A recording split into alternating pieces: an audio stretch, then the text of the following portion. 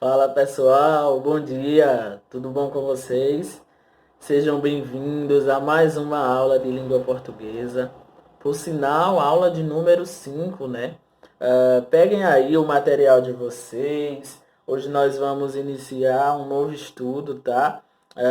Um conteúdo no capítulo 3 do nosso módulo, chamado Crônica. Olha aí, crônica, eu aposto que todo mundo aí já ouviu. Já ouviu falar em Crônica de Nárnia, crônicas que tem um livro na Bíblia também chamado assim, né? Então, quando nós falamos em crônica, o que é, afinal, que isso quer dizer? O que a gente vai descobrir na aula de hoje, tá? Então, galerinha, quando nós falamos em crônica, a primeira coisa que nós precisamos destacar aí é que ela surgiu por volta do século XIX, final do século XIX aqui no Brasil, tá? E aí ela surge no meio jornalístico. Então, ela prioritariamente era pertencente ao gênero jornalístico. Até hoje, se você pegar um jornal, se você for assistir ao jornal, o Jornal Hoje, por exemplo, dia de sábado, eles costumam exibir algo chamado Crônicas de Nova York. Então, nos dias atuais, as crônicas elas pertencem sim ao universo jornalístico. Mas, professor, eu li no meu módulo, lá na página 77, que ele diz assim: a crônica é um gênero textual que ele fica entre dois campos, o jornalístico e o literário. O professor pode nos explicar o porquê? Claro, bora lá, ó. Eu disse a vocês que ela surgiu no meio jornalístico, não é isso? Então, se ela surge nesse meio, ela tem como um de seus objetivos, talvez o principal, que é retratar fatos da realidade. Pega, por exemplo, uma notícia. O que é que a notícia faz? Ela informa as pessoas sobre um acontecimento real, não é isso? Não estamos falando de fake news. A notícia, ela surge a partir de uma informação, de um fato que ocorreu no dia a dia, e esse fato é amplamente divulgado para as pessoas. A crônica, ela também surge assim. Ela surge a partir de fatos, experiências do cotidiano das pessoas. Ela surge de uma conversa entre amigos, ela surge de um encontro entre pessoas no elevador. Ela surge, por exemplo, de um roubo que eu vivi há alguns anos, há alguns meses atrás. Tudo que eu queira relatar, digamos assim, envolvendo o meu cotidiano, fatos que talvez aconteceram de verdade comigo, o escritor, eu enquanto escritor falando, ou que eu acho que são possíveis de acontecer durante o dia a dia da gente, é considerado um início para fazer essa nossa crônica, tá? Mas por que, professor? Ela também é do universo literário. Porque atualmente a crônica ela retrata fatos da realidade, mas com um olhar subjetivo do cronista. Como assim, professor? O olhar subjetivo do cronista é a sensibilidade do eu escritor, da pessoa que escreveu aquela crônica. Muitas crônicas, por exemplo, elas são escritas em primeira pessoa. O que é primeira pessoa, Jean Anderson? Primeira pessoa, lembra? Quando eu estou me referindo a alguma coisa, quando eu pratico a ação. Então, nessa primeira pessoa, o eu traz à tona coisas que ele vivenciou, experiências, fatos, momentos, lembranças, e ele agora começa a escrever uma crônica, tá? Mas aí, quando ele começa a escrever essa crônica, ele assume agora um papel de literário. Por quê? porque ele traz junto do seu texto elementos que vão tocar o leitor, que vão fazer o leitor refletir, que vão fazer o leitor se ver dentro daquele texto. E aí, quando tudo isso acontece, eu vejo que a crônica pertence tanto ao meio jornalístico quanto ao universo literário, tá? Um outro ponto característico da crônica, eu falava para vocês que o autor pode escrevê-la em primeira pessoa, né? E aí, quando ele escreveu o texto assim, em primeira pessoa, o narrador ele vai dizer o que ele viu, o que ele acha, o que ele pensa. Ah, ontem eu estava a caminhar pela rua do meu bairro quando um cachorro começou a correr atrás de mim. Veja, ele está narrando em primeira pessoa um fato possível de ser acontecido no dia a dia da gente, não é verdade? Um cachorro correr atrás da gente. Passou por isso. Pois é. Mas, além de tudo isso, o cronista, que é a pessoa que escreve a crônica, ele também pode usar uma outra estratégia. Ele pode escrever o texto em terceira pessoa. E quando ele escreve esse texto em terceira pessoa, agora o narrador não fala mais só do eu. Ele agora começa a narrar coisas que estão ao seu redor, sobre outros personagens. E é aí que entra um outro pontozinho para a nossa crônica. Ela geralmente aborda alguns personagens. Ela traz dentro dela personagens. Mas esses personagens, diferentes, por exemplo, do conto de fadas, da Cinderela, da Branca de Neve, da Chapéu Vermelho, na crônica é muito raro os personagens terem nomes. Eles costumam vir sem nomes. Isso porque, para dar uma impressão de que a pessoa pode ser qualquer uma. Pode ser eu, pode ser você, pode ser seu irmão, pode ser seu tio, pode ser sua avó, pode ser seu primo, seu vizinho, papagaio, periquito. Enfim, a crônica, ela vai trazer, digamos assim, aquelas pessoas que estão esquecidas na sociedade, em muitos textos, tá? E vão tornar essas pessoas, mais vistas. Há muitas crônicas que abordam situações de injustiça social, detalhe para nossa prova. Situações de injustiça social, de preconceito, de diferença de classes, tá? Então, professor, você está querendo dizer que eu posso ser um personagem de alguma crônica de alguém, ou eu posso fazer a minha própria crônica e me incluir como um personagem? Claro, gente. A crônica, como eu bem falei, é um relato do nosso cotidiano, de experiências vivenciadas por nós. Mas é claro que essas experiências, elas também podem ser fictícias. O que é ficção? Ficção é aquilo que não é real, anota aí, mas que se parece com a realidade. Pega uma novela, por exemplo. A novela ela costuma retratar fatos que acontecem no nosso dia a dia, não é verdade? Filmes também. Alguns filmes eles tendem a ser muito realistas, abordando a sociedade como um todo, tá? Então, ficção é isso. É algo que não é real, mas que tem uma certa aproximação.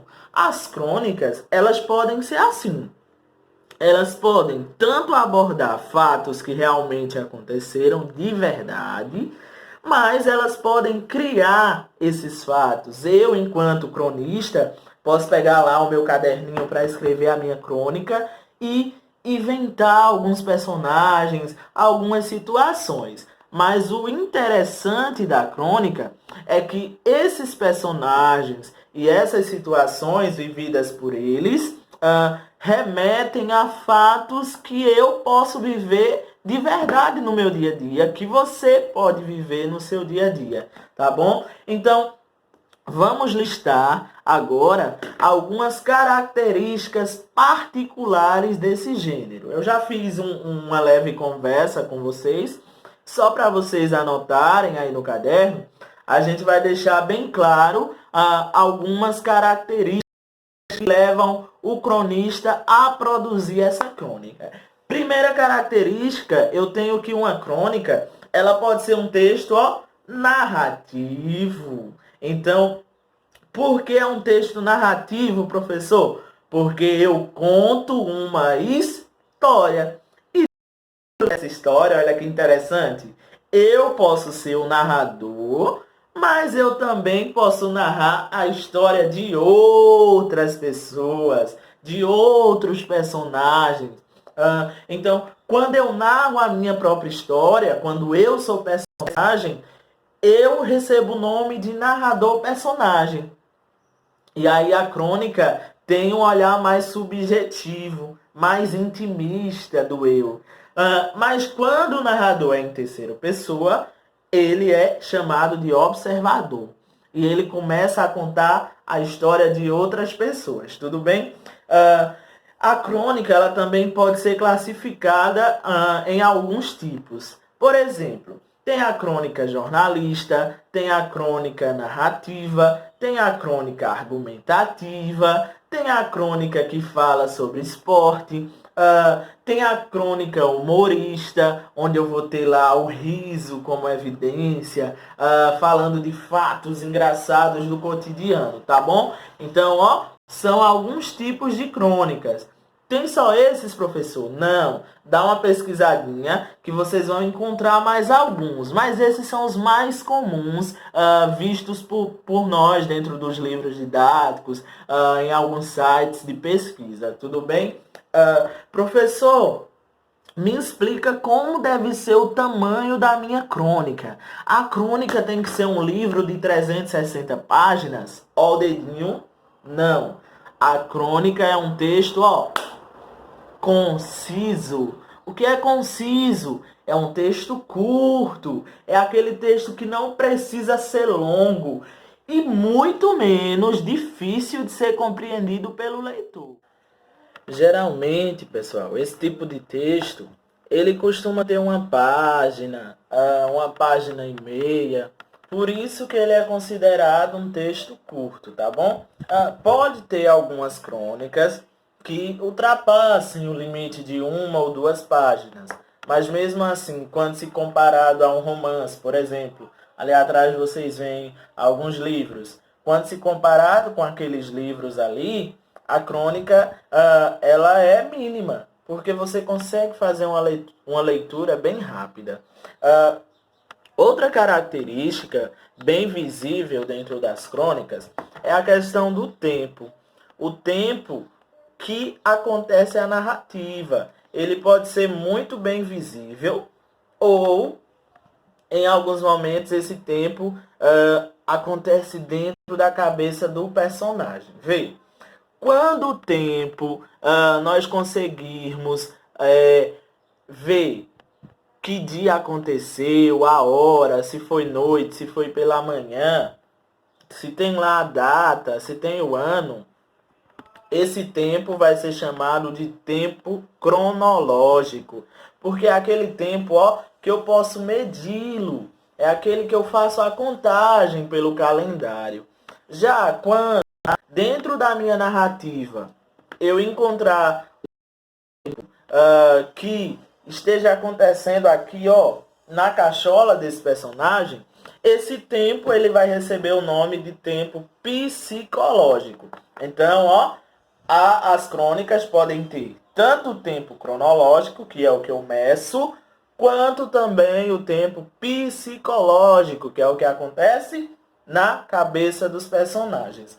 Se eu também estou falando de uma narrativa, é interessante ressaltar ainda mais uma das características da crônica, é que esses fatos, eles vão possuir uma sequência para acontecer. Então, vai ter o início da narrativa, o meio da narrativa e o final da nossa narrativa.